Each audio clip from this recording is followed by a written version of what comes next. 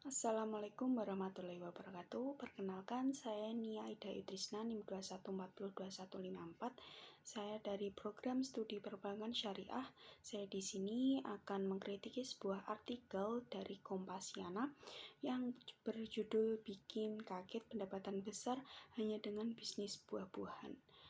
Nah, artikel ini terkait bisnis ya teman-teman. Video ini saya buat untuk memenuhi tugas ujian akhir semester 3 dari program studi perbankan syariah dengan mata kuliah pengantar bisnis yang diampu oleh Ibu Oktaria.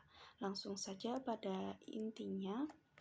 Di dalam artikel ini memuat banyak informasi mengenai bisnis buah-buahan yang dijelaskan oleh autor atau penulis mengenai bisnis yang dijalankan oleh narasumber. Di dalam artikel ini juga dijelaskan mengenai produk buah-buahan di Indonesia yang sangat berpotensi tinggi, yaitu komoditas hortikultura yang memiliki nilai yang cukup tinggi dan memiliki peluang untuk diekspor ke negara lain.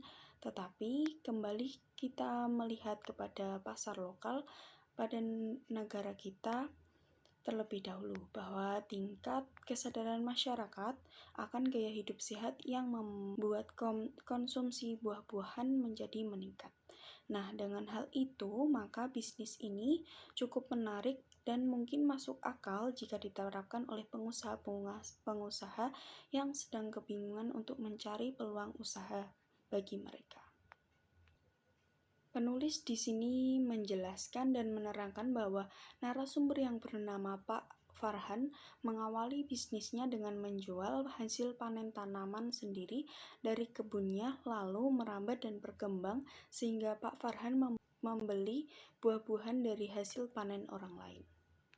Menurut saya, pada tahap ini, penulis kurang menjelaskan dan mengedukasi pembaca artikel dengan bagaimana Pak Farhan bisa merintis dari awal atau manajemen bisnisnya dengan baik sehingga dapat berkembang menjadi bisnis yang menguntungkan bagi keluarganya.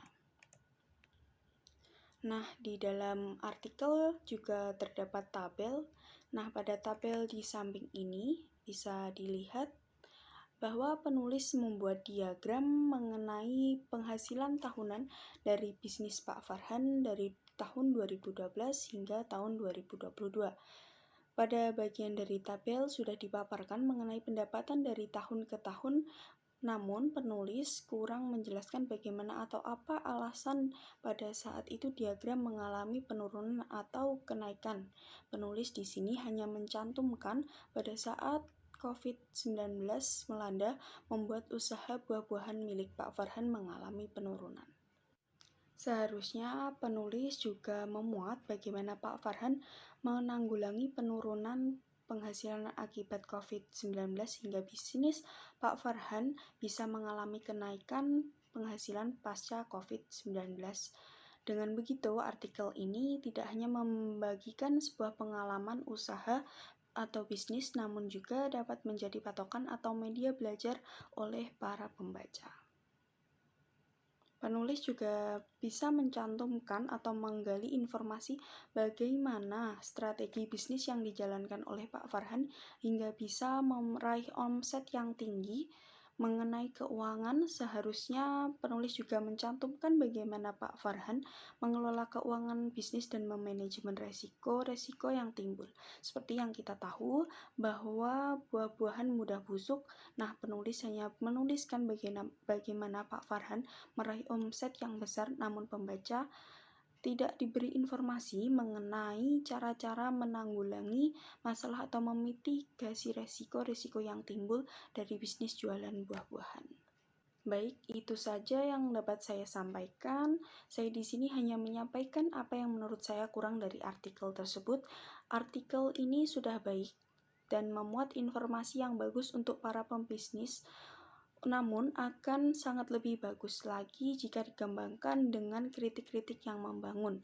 Saya di sini hanya seorang mahasiswa dari Fakultas Ekonomi yang belum cukup untuk pengalaman, namun Saya di sini hanya memberikan saran-saran yang dapat membangun. Kurang lebihnya mohon maaf dan terima kasih. Wassalamualaikum warahmatullahi wabarakatuh. Thanks for watching.